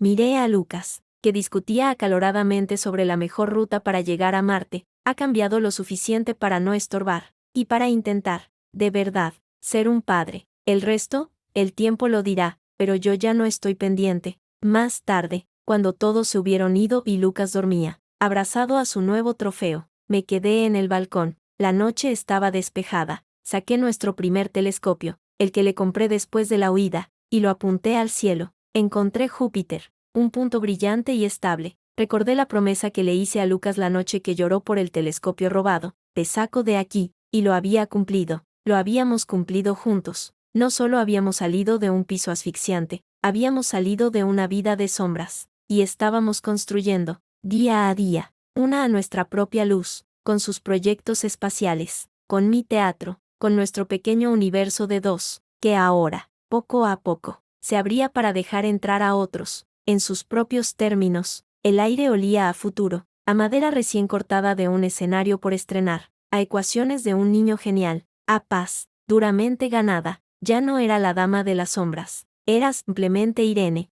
y esa, descubrí mirando el punto brillante de Júpiter, era la identidad más poderosa, y la más feliz, de todas.